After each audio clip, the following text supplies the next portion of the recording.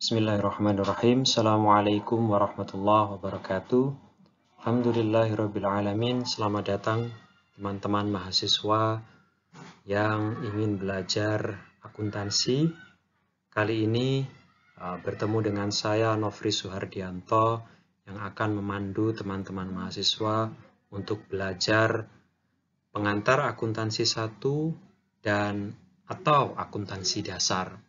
Jadi materi yang akan kami paparkan pada kesempatan kali ini sesuai dengan kurikulum pengantar akuntansi 1 maupun akuntansi dasar.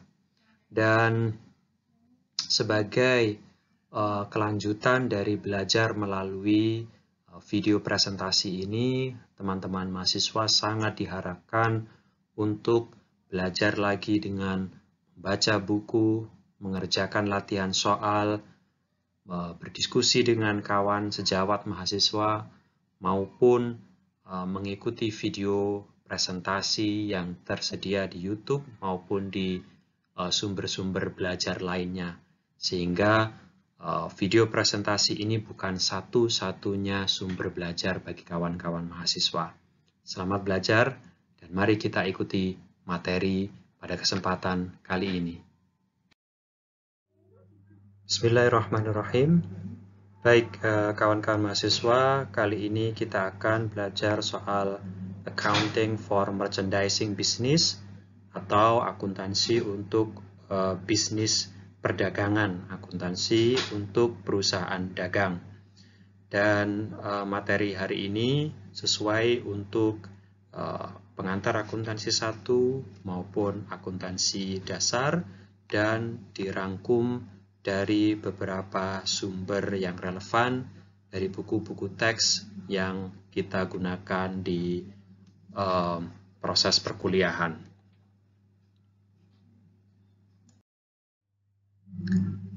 Oke, akan ada beberapa tujuan pembelajaran yang akan kita pelajari dari materi hari ini. Yang pertama, kita akan belajar perbedaan antara perusahaan jasa dan perusahaan dagang. Jadi apa saja perbedaan mendasar dari kedua jenis perusahaan ini. Yang kedua, kita akan belajar tentang bagaimana laporan keuangan perusahaan dagang. Karena pada materi-materi sebelumnya kita sudah belajar banyak soal akuntansi untuk perusahaan jasa, laporan keuangan untuk perusahaan jasa. Dan yang ketiga, kita akan mendiskusikan akuntansi untuk penjualan barang dagangan, akuntansi untuk pembelian barang dagangan, kemudian beberapa hal yang penting yang terkait dengan bisnis perdagangan seperti biaya transportasi, pajak penjualan, maupun diskon penjualan atau diskon dalam perusahaan dagang. Selain itu juga ada hal-hal yang terkait dengan transaksi perusahaan dagang. Nanti kita akan lihat detailnya, kemudian juga kita melihat apa saja akun yang dipakai dalam perusahaan dagang. Tentu ada siklus akuntansi yang kita juga harus lihat secara sekilas ya, karena itu sangat terkait dengan bisnis perusahaan dagang. Dan terakhir kita akan lihat sekilas juga satu rasio yang bisa dipakai untuk mengukur efektivitas perusahaan dalam menggunakan aset. Baik, yang pertama kita pernah belajar soal nature atau karakter perusahaan jasa, yaitu yang laporan keuangannya atau laporan laba ruginya sangat sederhana. Di sana hanya ada pendapatan jasa, kemudian ada operating expense atau beban operasi, selisih dari pendapatan jasa dengan operating expense sama dengan net income. Jadi ini adalah bentuk sederhana ya, ini adalah bentuk sederhana dari laporan laba rugi perusahaan jasa. Tentu perusahaan jasa seperti Garuda Indonesia misalkan, tentu laporan keuangannya lebih kompleks dari ini. Ini hanya simplifikasi penyederhanaan dari laporan laba rugi perusahaan jasa. Sangat berbeda dengan laporan laba rugi perusahaan dagang. Seperti bisa Anda lihat di layar, laporan perusahaan dagang memiliki lebih banyak komponen. Yang pertama adalah komponen penjualan. Penjualan atau pendapatan penjualan diperoleh dari menjual barang dagangan, baik secara tunai maupun secara kredit. Nah, kemudian setelah penjualan ini diikuti satu item yang akan kita pelajari lebih jauh nanti di bab ini maupun di bab selanjutnya, yaitu di bab persediaan. Cost of merchandise sold atau cost of goods sold, atau kita bisa menyebutnya sebagai beban pokok.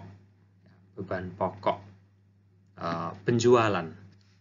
Apa itu? Cost of merchandise sold adalah harga beli barang yang terjual atau harga kulaan barang yang terjual atau biaya pokok dari barang yang terjual. Nah, kenapa kita perlu menghitung atau meletakkan atau melaporkan cost of merchandise sold di sana? Untuk menentukan gross profit, laba kotor dari suatu bisnis. Jadi, jika perusahaan mencetak atau melakukan penjualan, tentu perusahaan ingin tahu berapa laba yang diperoleh. Untuk perusahaan dagang, cara tercepatnya adalah menentukan laba kotor.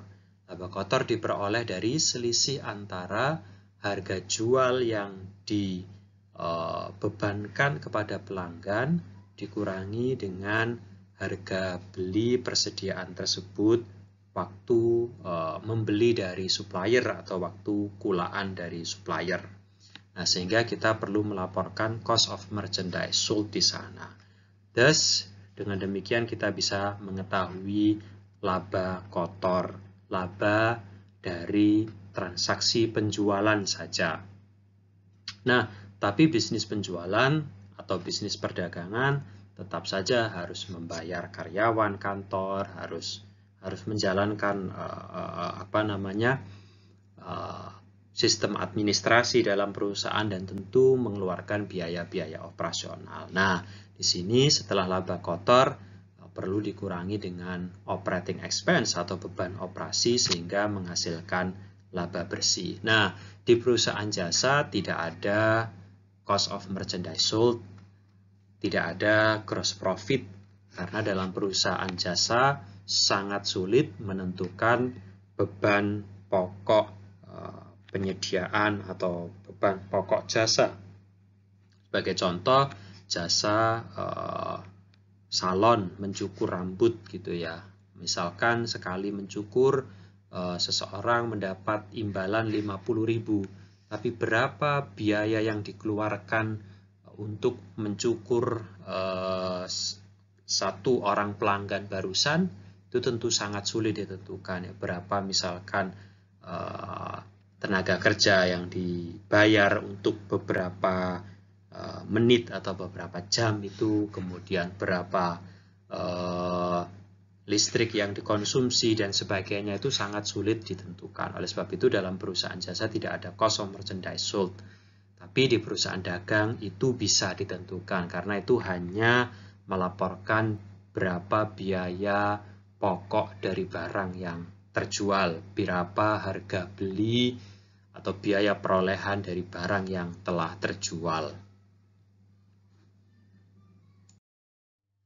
Nah, laporan laba rugi perusahaan dagang itu bisa disajikan dalam bentuk dua bentuk. yang akan kita lihat. Yang pertama adalah multiple step, jadi bentuk laporan laba rugi bertahap. Mari kita lihat. Jadi di sini yang pertama Anda bisa melihat pendapatan dari penjualan. Kemudian pendapatan dari penjualan itu ini adalah penjualan gross, penjualan kotor sebelum dikurangi apapun. Nah, kita harus menentukan berapa penjualan bersih atau net sales ya. Net sales ditentukan dengan mengurangi penjualan kotor dengan retur penjualan maupun diskon penjualan. Retur penjualan adalah pengembalian barang dari pelanggan kepada kita sebagai penjual. Nah, ketika penjual menerima pengembalian barang dari pelanggan karena mungkin rusak, karena alasan apapun, maka total penjualan perusahaan berkurang karena ada pengembalian ini. Demikian juga dengan diskon, jelas pemberian diskon kepada pelanggan itu akan mengurangi total penjualan. Nah, sehingga kita bisa mendapatkan net sales atau penjualan bersih. Nah, setelah itu baru kemudian kita kurangi net sales itu dengan beban pokok penjualan. Ini tadi ya, cost of merchandise sold, beban pokok penjualan. Oke, apa itu tadi? Sekali lagi, dia adalah biaya pokok atau harga perolehan dari barang yang terjual. Nah, setelah dikurangi, penjualan bersih dikurangi dengan cost of merchandise sold, kita akan mendapatkan gross profit atau laba kotor yang diperoleh dari transaksi penjualan. Ini satu tahap, kawan-kawan. Ya, jadi kenapa disebut dengan multiple step? Karena memang bertahap. Ini tahap pertama, kita sajikan dulu gross profit ya, yang dihitung dari revenue from sales dikurangi dengan cost of merchandise sold. Revenue from sales sendiri harus disajikan kotor dan neto. Lantas, berikutnya kita menyajikan tahap kedua. Ya, tahap kedua yaitu menyajikan beban-beban operasi yang muncul selama menjalankan bisnis. Nah, beban operasinya ini terbagi menjadi dua. Yang pertama adalah yang paling dekat dengan aktivitas penjualan. Jadi ini yang berkaitan dengan aktivitas penjualan ya. Sales dan marketing itu di sini ya.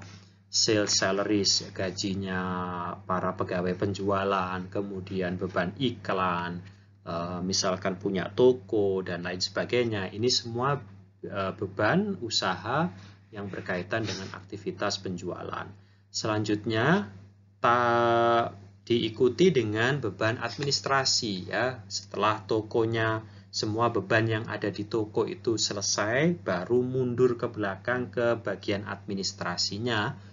Di sana ada gaji pegawai, ada misalkan sewa, beban depresiasi dan lain sebagainya terkait dengan proses administrasi. Nah, semua hal ini dikurangkan dari total apa tadi di atas gross profit. Nah, dari tahap 1 ya.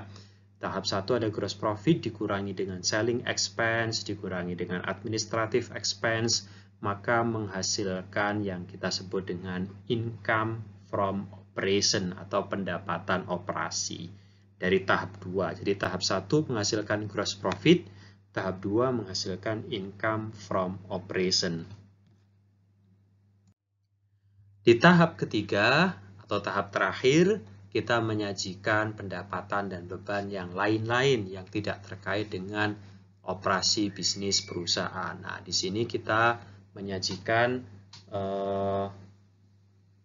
misalkan pendapatan atau beban yang tidak terkait dengan operasi bisnis untuk menghitung net income. Jadi dari tahap 1 kita punya gross profit, tahap 2 kita punya operating income. Nah, operating income ditambah other revenue dikurangi other expense sama dengan net income. Inilah laba bersih dari perusahaan dagang yang disajikan dengan 3 tahap atau multiple step. Tahap 1 kita menghitung gross profit, tahap 2 kita menghitung operating income, tahap ketiga kita menghitung net income.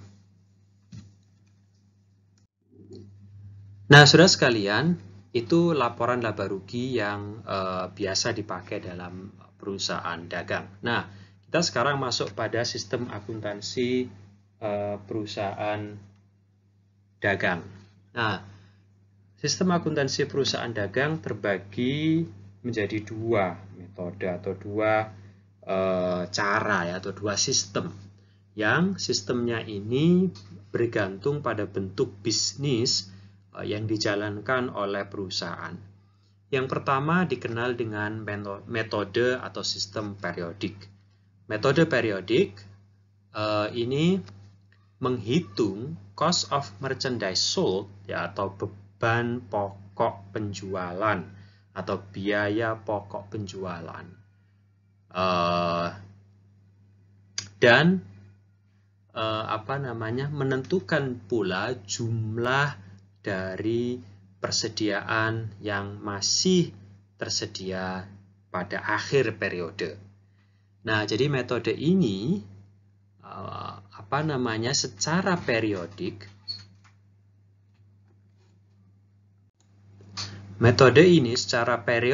menentukan besarnya beban pokok penjualan dan jumlah persediaan yang tersisa. Jadi 2 akun ini tidak terus-menerus dihitung, tapi secara periodik. Oke. Dan dengan metode ini, persediaan atau catatan persediaan itu tidak menunjukkan jumlah yang tersedia untuk dijual atau jumlah yang terjual sepanjang periode. Jadi nilai inventory atau persediaan ya, dan nilai cost of merchandise sold ini muncul secara periodik, jadi tidak setiap saat. Kenapa? Karena punya karakter bisnis yang memang sulit menentukan nilai persediaan maupun beban pokok penjualan setiap saat. Contohnya, supermarket, minimarket, sekecil Indomart saja. Mungkin ukuran tokonya kecil, tapi memiliki ratusan jenis barang. Ada sekian jenis mie instan, ada sekian jenis minuman, ada sekian banyak sampo, ada sekian banyak sabun dan sebagainya. Nah, setiap item itu jumlah atau harganya kecil-kecil, namun ada banyak sekali variasinya. Nah, dalam situasi seperti itu, sekali kita menjual produk, misalkan kita menjual 1 batang sabun Lifebuoy, kita bisa mencatat penjualannya, katakanlah harga 2.000, kita catat penjualan 2.000, tapi kemudian kalau Anda ditanya berapa biaya pokok 1 batang Lifebuoy itu, kita tidak bisa jawab. Kenapa? Karena di toko kita ada banyak sabun Lifebuoy, ada berbagai macam varian sabun Lifebuoy, diperoleh dari beberapa kali pembelian dengan mungkin beberapa kali atau beberapa harga, sehingga kita kesulitan menentukan berapa biaya pokok dari produk yang terjual. Oleh sebab itu, kita hanya bisa menentukan secara periodik, secara hitung-hitungan kasar gitu ya. Nanti kita akan belajar bagaimana cara menentukannya. Yang kedua, jumlah persediaan di tangan itu juga tidak bisa sewaktu-waktu ditentukan. Seperti berapa jumlah persediaan yang ada di toko itu kita tidak bisa tentukan setiap saat ya. Akan sangat rumit ya, Waduh, sekian banyak, kecil-kecil jumlahnya ratusan, tentu akan rumit sekali menentukan saldo persediaan akhir pada setiap periode. Nah, sehingga perhitungannya tidak bisa dilakukan sewaktu-waktu, jadi hanya pada masa tertentu. Baik, selanjutnya kita akan belajar bagaimana menentukan biaya pokok persediaan yang dibeli. Jadi kalau tadi kita sudah banyak berbicara soal biaya pokok barang yang terjual atau harga beli dari barang yang terjual, itu adalah salah satu komponen penting dalam perhitungan laba rugi perusahaan dagang. Nah, kali ini kita belajar bagaimana cara menghitung biaya pokok pembelian atau biaya pokok barang yang dibeli itu terdiri dari apa saja. Yang pertama adalah harga beli. Harga beli itu pasti komponen utama. Yang kedua adalah kita harus kurangi biaya pembelian itu dengan retur yang mungkin dilakukan kepada supplier. Jadi kalau misalkan membeli 521.980, kemudian ada retur atau pengembalian barang 9.100, berarti pembelian kita berkurang ya, karena kita melakukan retur. Selain itu juga kita kurangi dengan diskon pembelian. Nah, baru kita memperoleh net purchase atau pembelian bersih. Nah, tapi apakah itu cukup? Kita harus juga perhatikan biaya transport atau biaya angkut barang yang dibeli. Itu juga bagian dari total pembelian kita. Nah, sehingga biaya pembelian itu adalah harga beli ditambah biaya angkut ya, dan tentu harus dikurangi dengan retur maupun diskon pembelian. Oke. Jadi biaya pembelian itu adalah semua biaya untuk membeli. Semua biaya untuk membeli. Baik itu harga beli maupun biaya transport, dikurangi diskon dan retur. Nah, selanjutnya adalah biaya pokok penjualan. Cost of merchandise sold. Biaya pokok penjualan atau harga pokok penjualan, atau kita menyebutnya sebagai, atau kita tadi menjelaskan ini sebagai biaya pokok barang yang terjual. Harga beli barang yang terjual. Sebenarnya harga beli dari barang yang terjual ini dihitung dari suatu persamaan yang sederhana. Jadi kita tahu ini persamaan atau logika persediaan ini. Persediaan awal yang ada di gudang ditambah pembelian itu pasti sama dengan persediaan akhir ditambah barang yang terjual. Saya beri contoh, misalkan di awal kita punya 10, kemudian kita membeli lagi 5, berarti kita punya 15. Jika di akhir periode kita punya 3, maka sebenarnya yang terjual adalah 12. Gitu kan? So, kalau Anda ingin tahu berapa barang yang terjual, berapa jumlah atau nilai barang yang terjual, itu tinggal Anda gunakan pendekatan matematika, barang yang terjual, beban pokok penjualan, harga pokok penjualan, biaya dari barang yang terjual, itu adalah persediaan awal ditambah pembelian dikurangi persediaan akhir. Ya, itu berasal dari satu pendekatan logika yang sangat sederhana, gitu ya. Jadi dalam teknis akuntansi kita akan mengikuti prosedur ini, ya. Sehingga untuk menghitung beban pokok penjualan itu dimulai dari persediaan awal, persediaan 1 Januari atau persediaan awal. Kemudian ditambah pembelian. Nah, kita ingat tadi pembelian neto atau pembelian itu kan ada banyak komponen ya, pembelian, ya retur pembelian, ya biaya angkut pembelian, itu semua harus kita tampung di sini. Nah, kita dapat cost of merchandise purchase yang tadi kita pelajari sebelumnya. Nah, ini adalah total barang yang kita punyai di gudang. Persediaan awal ditambah barang yang kita beli. Ini adalah persediaan yang tersedia di gudang. Nah, setelah itu, pada akhir periode kita lakukan perhitungan fisik persediaan dan nilainya kita sajikan sebagai persediaan akhir. Sisa berapa nih sekarang kita di gudang? Oh, sisa 62.150. Kalau dulu kita punya persediaan awal 59.700, lalu kita lakukan pembelian 527.755, sehingga kita punya barang 587.455. Pada akhir periode kita hitung ternyata 62.150 barang yang tersisa. Hal itu berarti yang lain sudah terjual. Nah, itu kita sebut dengan cost of merchandise sold. Ya, ini filosofi atau dasar atau logika menghitung beban pokok penjual.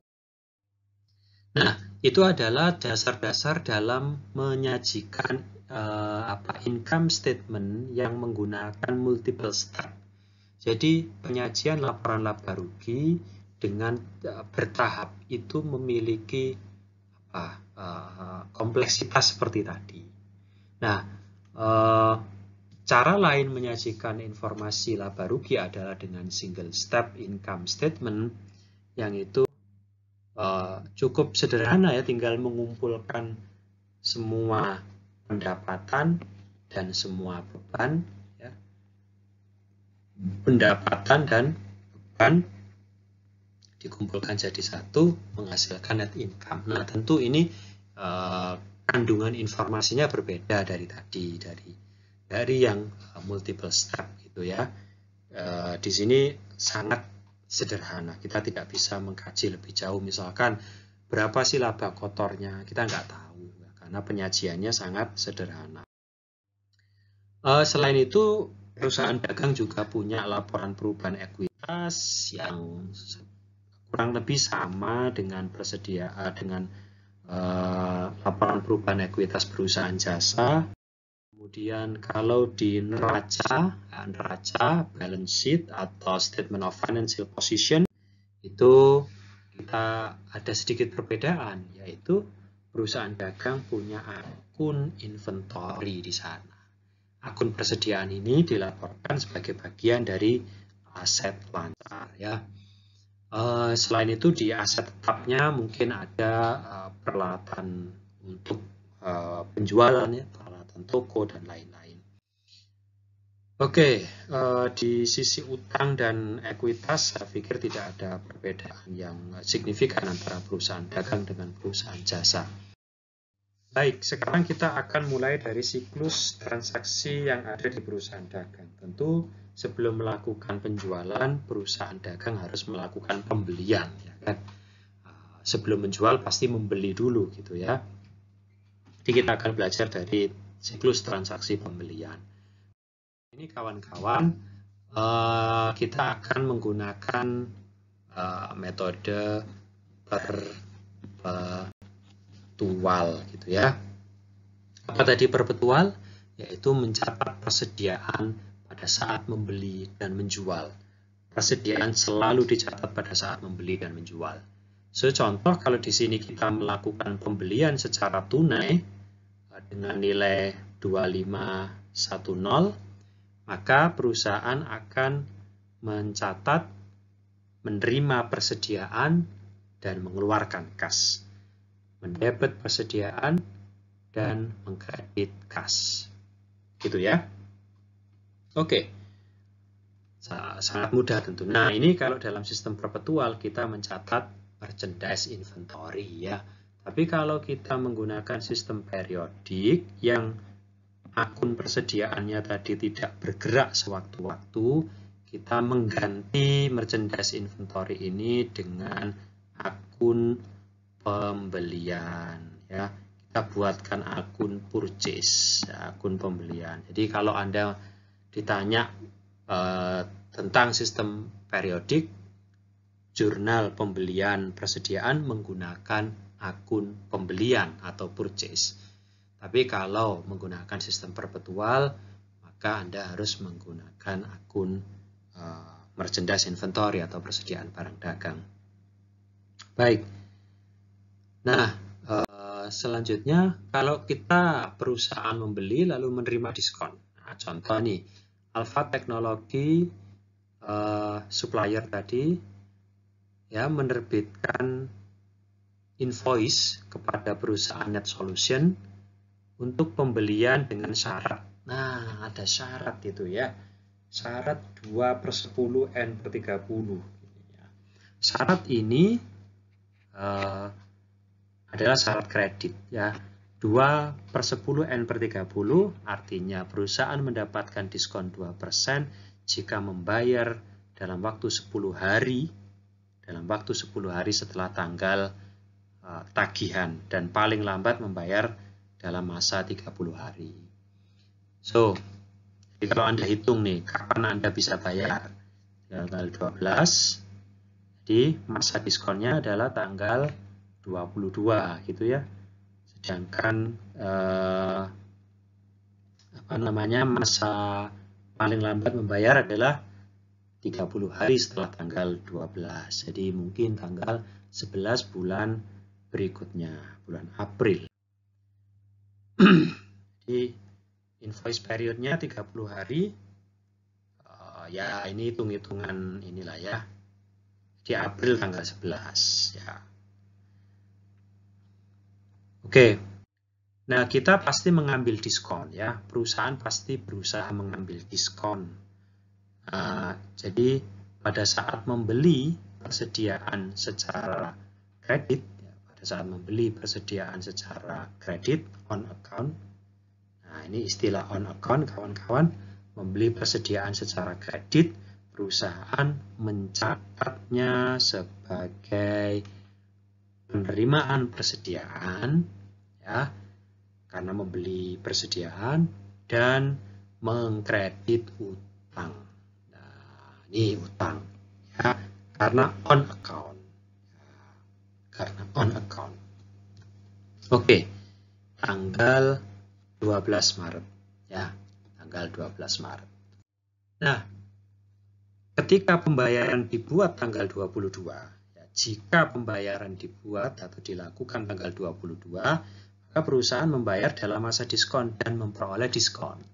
Diskonnya berapa tadi? 2%. Nah, 2%. Ini masih dalam masa diskon. Sehingga kita bisa hitung 3.000 2%, berarti diskonnya 60 ya, 60. Jadi diskon kita catat sebagai apa? Kalau membeli itu menambah persediaan, berarti menerima diskon mengurangi nilai persediaan. Sehingga kita mencatatnya sebagai waktu membayar, kita mendebet utang sebesar 3.000, tapi kemudian kita mengkredit kas hanya 2940. Kenapa? Karena kita menerima diskon. Nah, selisihnya dicatat apa, Pak? Kekurangannya ini? Nah, kekurangannya dicatat sebagai pengurang persediaan. Seperti itu ya. Sebagai pengurang persediaan. Bukan dicatat di akun diskon pembelian. Nah, kalau Anda catat di akun diskon pembelian, Anda sedang menggunakan sistem periodik. Kita ini menggunakan sistem perpetual yang persediaan bergerak sepanjang masa. Tapi kalau Anda menggunakan sistem periodik, ini dicatat sebagai diskon pembelian. Jangan bingung ya, lihat buku, lihat textbooknya. Oke, selanjutnya. Kalau tidak membayar pada masa diskon, ya harus membayar penuh. Jadi kalau membayar penuh ya Anda tinggal mendebet utang, mengkredit kas 3.000. Gitu ya. Oke, berikutnya kalau ada retur. Nah, retur mengembalikan persediaan. Entah karena rusak atau tidak sesuai dengan kebutuhan, tidak sesuai dengan spesifikasi yang dipesan.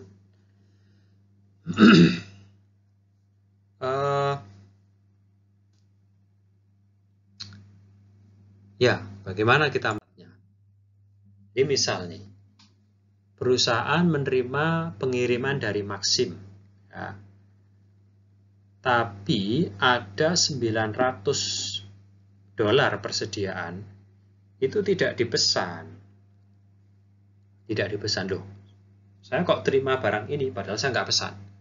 Oke, itu telepon tuh bapaknya tuh, you send me the wrong interface card. Ini salah kirim ini barangnya, saya kembalikan. Nah, padahal tadi sudah terlanjur dicatat sebagai pembelian.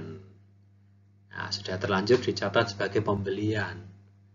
Dicatat mendebet persediaan, mengkredit utang, ternyata barangnya salah.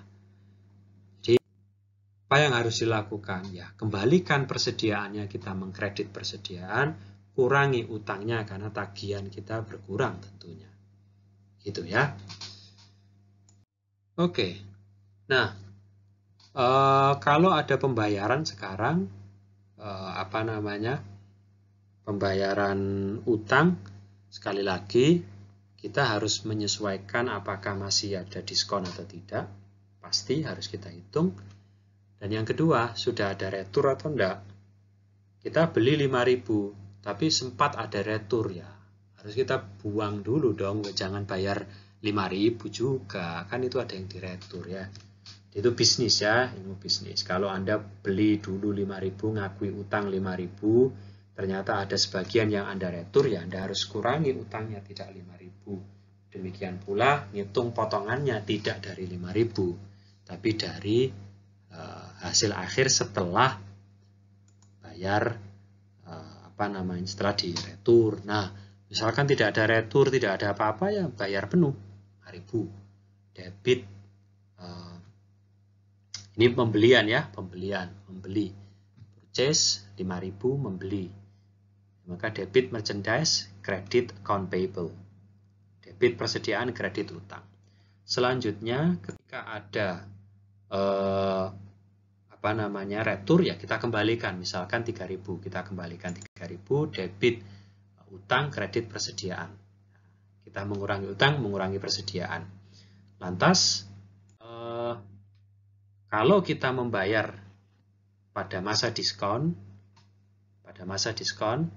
utang kita kan tinggal 2.000 gitu ya, bukan lagi 5.000, utang tinggal 2.000. Tadi pinjem atau utang membeli 5.000, kemudian retur 3.000, maka sisa utang 2.000. Ada diskon 2% ya, Anda harus perhitungkan diskon 2%. So, kalau di sini kita mendapatkan diskon, maka kita catat sebagai pengurang persediaan, kredit, merchandise, inventory. Ya, utang 2.000 kita lunasi, keluarkan kas hanya 98%, karena yang 2% dicatat sebagai merchandise inventory. Oke, ya. Jadi ini dikurangi dulu dengan retur yang sudah di. Oke, sekarang kita masuk ke siklus kedua, yaitu siklus sales transaction atau siklus transaksi penjualan. Nah, satu, kita menjual secara tunai misalkan. Menjual secara tunai, ya kita mencatat penjualan, berarti secara tunai kita menerima kas, kita mendebet kas. Kita mencatat penjualan, catat penjualan. Ya, apakah sampai di situ? Tidak. Kenapa? Tadi kita katakan menggunakan sistem perpetual mencatat mutasi keluar masuknya barang setiap saat. Karena barangnya mudah dipantau. Jadi ini saja tidak cukup. Harus ada berikutnya. Nah, menggunakan perpetual inventory system, persediaan yang terjual tadi itu harus dicari berapa harga kulaannya. Jika harga kulaannya adalah 1.200, kita catat bahwa kita telah mengeluarkan 1.200 persediaan dengan cara kita mendebit beban pokok penjualan, cost of merchandise sold, dan kita mengkredit merchandise inventory atau persediaan. Oke. Nah, jika kita melakukan penjualan menggunakan kartu kredit tetap dianggap sebagai penjualan tunai. Tapi kalau kita harus membayar beban administrasi, ya sederhana saja kita mendebit beban mengkredit kas ya, karena kita membayar beban administrasi. Kalau penjualan secara kredit, kita harus hati-hati berhitung dengan masa diskon. Penjualan secara kredit dicatat sebagai piutang penjualan tetap ya. Ini persediaan menjual barang dagangan secara on account, berarti secara kredit, nilainya 510 dengan biaya pokok atau harga kulaan barang ini adalah 280. Jadi kita mendebit piutang, mengkredit penjualan, kemudian mendebit beban pokok penjualan, dan mengkredit persediaan 280 ya. Oke. Lantas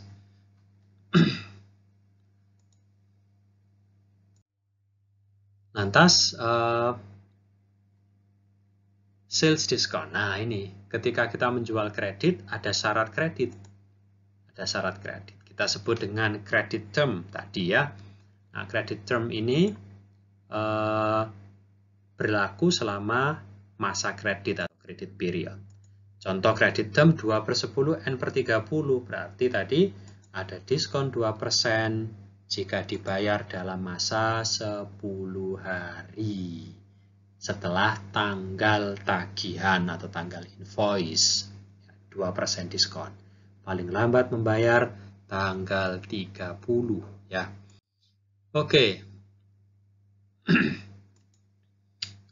Kalau lewat tanggal 30 tidak mendapat diskon dan paling lambat membayar 30 hari. Contoh tadi perusahaan memberi diskon kepada pelanggan ya. Dari di slide sebelumnya memberi diskon 2%. Jadi kita memberi diskon, kita menerima kas lebih sedikit dari jumlah piutang yang kita tagih. Kita nagih piutangnya 510 tadi ya. Nah, kita nagih piutang 510, tapi kita dapat kasnya hanya 499 karena 2% diskon. Dicatat sebagai sales diskon ya. Nah, sales return penjualan prinsipnya sama dengan retur pembelian. Kita sebagai penjual menerima retur, maka persediaan barang kita bertambah. Ya, tagihan piutang kita berkurang. Nah, contoh ada persediaan yang dikembalikan. Nilai jualnya 225, harga kulaan barang ini nih yang dikembalikan ini 140 dulu. Jadi kita terima kembali barangnya, kita harus mencatat retur penjualan di debit, ini lawannya penjualan ya, akun retur penjualan, akun diskon penjualan itu akun lawannya penjualan. Jadi kalau bertambah di debit, kalau penjualan bertambah di kredit, lawan dari akun penjualan baik itu diskon maupun retur bertambah justru di debit. Jadi retur penjualan dicatat, piutang dikurangi. Kemudian persediaan diterima. Nah, persediaan diterima, beban pokok penjualan yang sudah terlanjur dicatat dihapus. Itulah kira-kira prinsipnya. Oke. sekarang kita masuk ke topik ketiga, yaitu soal biaya transport. Nah, biaya transport ini penting dalam transaksi jual beli atau dalam transaksi. Ada syarat kawan-kawan ya. Syarat transport itu yang pertama FOB shipping point. Ini syarat transport. Siapa yang nanggung biayanya? Nah, FOB shipping point, hak kepemilikan itu berpindah ketika barang meninggalkan titik pengirimannya. Titik pengirimannya disepakati, apakah gudang penjual. Titik pengirimannya bisa disepakati apakah itu kantornya kurir. Titik pengirimannya bisa disepakati apakah itu dermaga atau airport dan lain sebagainya. Begitu barang itu berpindah dari titik pengiriman, seluruh resiko dan manfaat barang itu berpindah kepada pembeli. Nah, karena resiko dan manfaat barang itu sudah berpindah kepada pembeli, maka pembeli yang harus menanggung biaya pengirimannya, termasuk asuransinya. Nah, karena itu hak kepemilikan berpindah pada saat barang ini meninggalkan titik pengirimannya. Oke, nah misal Net Solution perusahaan membeli persediaan dengan 900 FOB-nya shipping point dan membayar biaya transport 50. Nah, biaya transport ini masuk ke dalam apa tadi? Biaya pokok pembelian gitu ya, masuk sebagai komponen biaya persediaan. Jadi nilai persediaan yang dicatat bukan 900 melainkan 950. Seperti halnya Anda pergi membeli barang lalu bayar parkir. Nah, harga atau total biaya pembelian adalah harga barang ditambah biaya parkir yang Anda keluarkan. Gitu ya. Di merchandise inventory tercatat 900. Ongkos kirim juga ditambahkan ke merchandise inventory itu. Ini adalah biaya untuk membeli. Biaya untuk membeli masuk ke dalam komponen persediaan. Ya. Oke, jadi kalau Anda impor barang dari luar negeri, harga barangnya masuk biaya pokok persediaan, ongkos angkutnya, apalagi asuransinya, administrasi pengirimannya, itu masuk semua.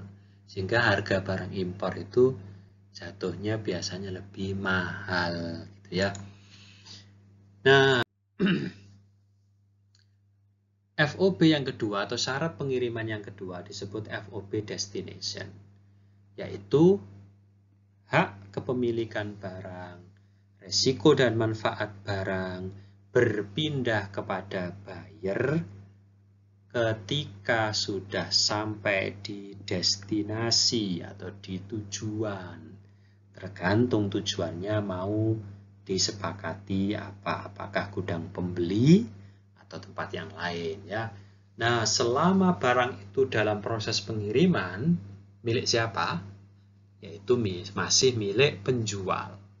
Baru berpindah kepemilikan pada saat barang itu sampai di lokasi pembeli. Oleh sebab itu, yang membayar biaya angkut adalah penjual. Nah, membayar transportation out, membayar ongkos angkut ngirim barang ke pelanggan, itu masuk sebagai biaya marketing lah, biaya penjualan lah, terserah ya. Pak, dimasukkan ke ongkos persediaannya, nggak boleh, orang kamu jual kok ya. Kamu jual. Untuk menjual ini kamu menyediakan jasa pengiriman. Nah ya, jasa pengirimannya kamu tagihkan sendiri. Atau kamu hitung sendiri, pokoknya Pak ini total bayar Bapak sekian, bebas ongkir. Nah, bebas ongkir itu kan ya nggak bebas-bebas bener, harga tadi kan sudah dinaikkan pastinya ya. Jadi contoh net solution menjual persediaan secara kredit 700, beban pokok persediaan itu 480, lalu net solution bayar transport 40. Oke, secara kredit berarti kita menambah piutang debit, mencatat penjualan kredit, kemudian kita menambah merchandise, kita menambah beban pokok penjualan, kemudian kita mengurangi persediaan ya. Sedangkan transport yang kita catat 40 diakui sebagai beban saja. Jadi ini beban ya. Ini beban operasi. Ya, bisa beban penjualan, bisa beban operasi ya. Itu oke. Nah, sudah ya. Selanjutnya bagaimana Pak deal dengan pajak? Nah, ini tidak bisa dihindari, perusahaan pasti ketika melakukan perdagangan pasti berhubungan dengan pajak ya. Pajak itu bagi penjual dipungut dari pembeli, pajaknya itu dipungut dari pembeli, tapi uangnya tidak untuk penjual, uangnya diserahkan ke pemerintah. Karena uang ini diserahkan kepada pemerintah, maka uang ini dipungut, kita terima sebagai kas, tapi timbul utang kepada pemerintah, gitu ya. Contoh, perusahaan menjual secara kredit ya, 100, lalu pajaknya 6%. Pajak kalau di Indonesia namanya PPN, pajak pertambahan nilai, 10% di Indonesia. Jadi kita catat nih, piutang kita, tagihan kita adalah 106. Ya, tagihan kita 106. Penjualannya tetap 100. Nah, yang 6 apa? Yang 6 itu adalah utang Anda kepada pemerintah. Jadi once nanti pelanggan bayar yang 6 itu harus Anda setorkan kepada pemerintah. Gitu ya. Nah, ketika misalkan kumpul-kumpul ya, habis menjual banyak, terus kan dapat pajaknya banyak ya, pajaknya harus diserahkan kepada pemerintah, Anda harus bayar. Utangnya dihapus, didebet, dibayar, kemudian keluarkan kas. Kas dari mana? Kas dari pelanggan tadi kan dipunguti, setiap kali membeli diambil kasnya kan, harus disisihkan untuk disetorkan kepada negara pada akhir bulan. Oke, jadi itu seputar transaksi kita kawan-kawan dari topik akuntansi perusahaan dagang. Nah, kita sekarang akan coba jajarkan, akan coba bandingkan akuntansi pembeli dan penjual sekaligus. Kita harus bisa ini ya. Contoh, pada Juli tanggal 1, Skuli adalah penjual, menjual persediaan kepada Barton. Total 7.500, FOB shipping point dengan syarat kredit N45, jadi tidak ada diskon. Beban pokok 4.500. Oke. Maka penjual mencatat apa? Coba, penjual akan mencatat piutang. Kemudian mengkredit penjualan. Setelah itu mengakui beban pokok penjualan dan mengeluarkan persediaan. Bagi buyer atau pembeli menerima persediaan, mencatat utang. Sudah, ya sudah. Nah, ini menggunakan sistem perpetual. 2. Barton membayar biaya angkut. Nah, Tadi kan FOB shipping point, bayar biaya angkut 150. Seller ya cuma naruh aja tuh barang biar dijemput sama armada yang ditunjuk oleh buyer, oleh pembeli. So, tidak ada jurnal pada bagian seller. Tapi bagian pembeli keluarkan kas 150. Debitnya apa? Karena ini masuk bagian ongkos pembelian di debit ke persediaan. Gitu ya. Oke, selanjutnya Juli tanggal 5, Skuli menjual persediaan lagi kepada Barton.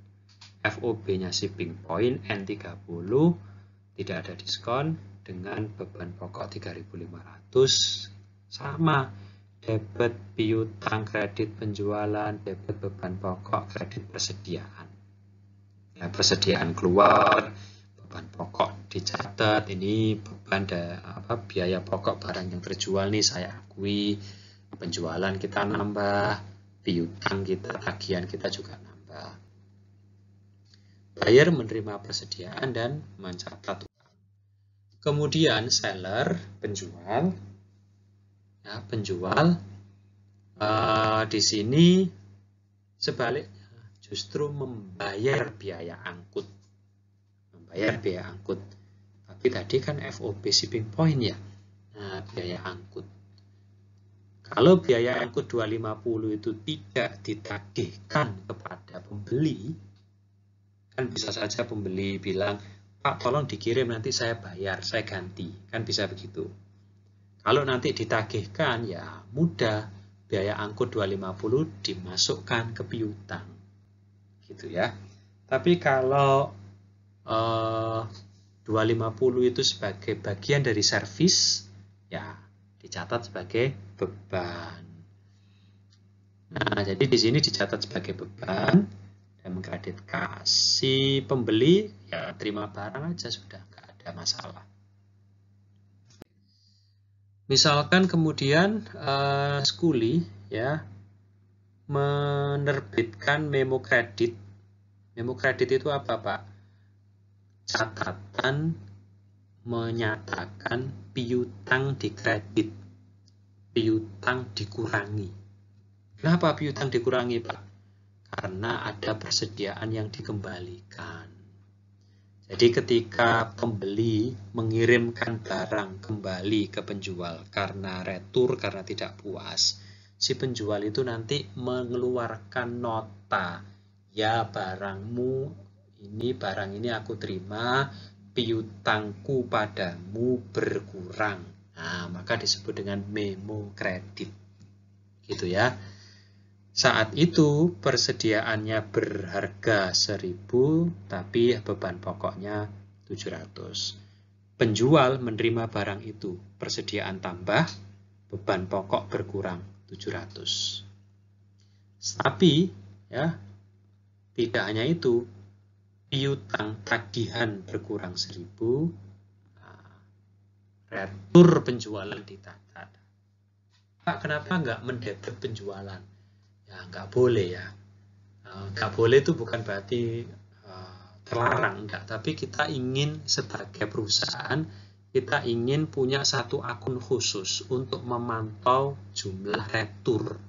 Karena jumlah retur yang tinggi itu tanda kalau kepuasan pelanggan kecil. Nah, mungkin karena barangnya tidak bagus, maka kita perlu buat satu akun khusus untuk menampung informasi retur.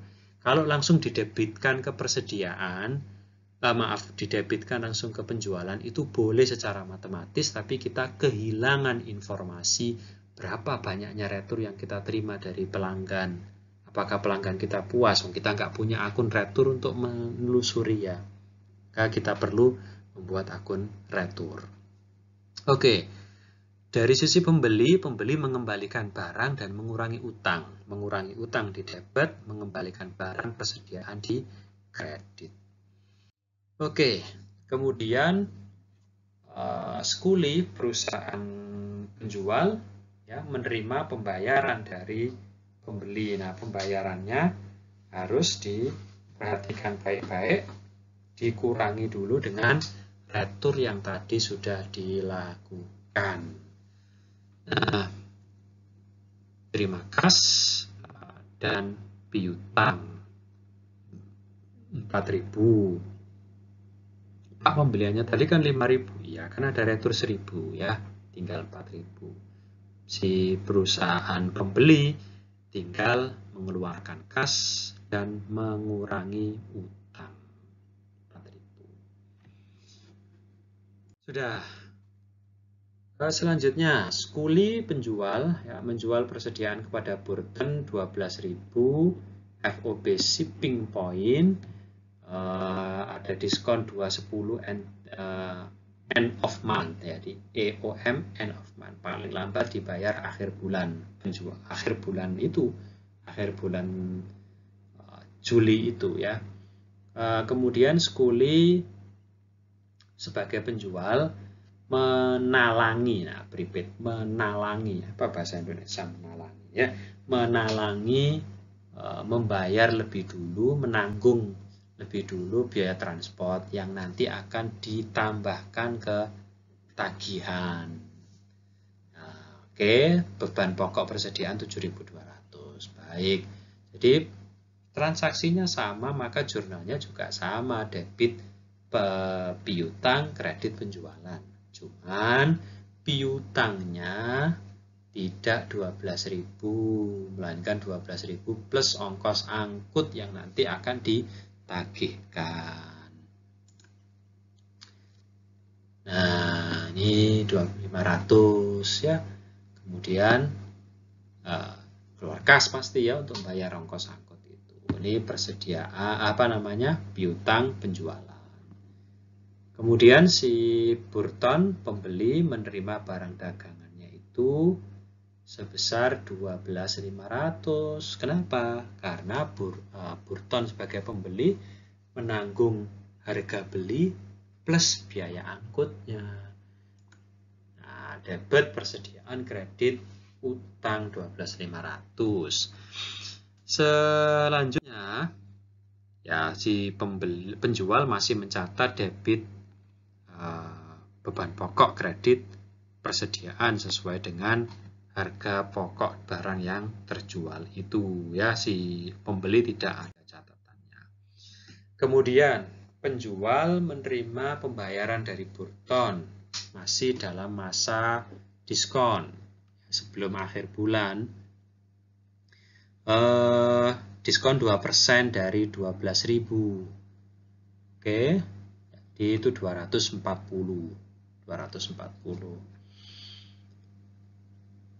Jadi si penjual menerima kasnya kurang dari 12.000, kemudian yaitu 12.260, tapi piutang yang dihapuskan adalah 12.500, diskon, sales diskon dicatat 240 debit, ya kan?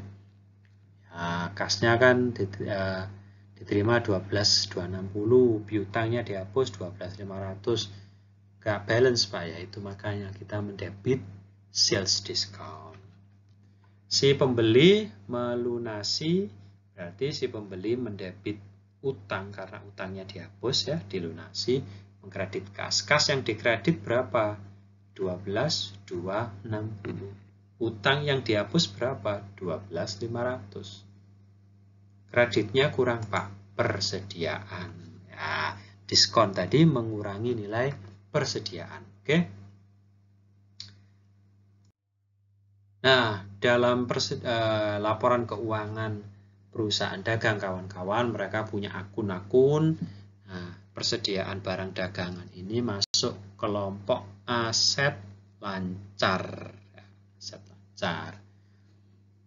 Oke ya. Kalau persediaan rusak Pak, nah, persediaan rusak itu tambahkan saja kerugiannya itu, masukkan ke dalam beban pokok penjualan boleh, atau dia Anda hitung, waduh ada barang rusak berapa nilainya, 1 juta, gimana barang rusak ini, sudah akui kerugiannya sebagai bagian dari beban pokok penjualan, atau Anda bisa akui sebagai akun terpisah. Misal kerugian, kerusakan persediaan. Begitu boleh ya. Misal NetSolution mencatat seharusnya ada barang itu 63950, tapi setelah dihitung ada 62150. Loh, kemana sisanya? Ya, bisa rusak, bisa hilang, bisa menguap begitu ya. Ya. Kalau persediaannya bahan kimia kan bisa menguap dan itu kerugian 1.800. Cara mengakuinya berarti persediaan Anda kurangi, persediaannya dikurangi dan dibebankan ke beban pokok penjualan. Gitu ya, ditambahkan ke sana. Oke, saya pikir itu kawan-kawan materi kita terakhir. Ini cara mengukur efektivitas penjualan ya, seberapa besar penjualan diciptakan atau dibentuk dari aset ya. Kita tidak masuk bagian ini terlalu. Oke, itu saja penjelasan dari kami untuk saat ini. Terima kasih atas perhatiannya. Sekali lagi setelah ini baca buku, berlatih, melihat YouTube, mengakses sumber-sumber pengetahuan yang lain, boleh bertanya kepada kami melalui forum atau melalui WhatsApp. Oke, cukup sekian dan terima kasih. Assalamualaikum warahmatullahi wabarakatuh.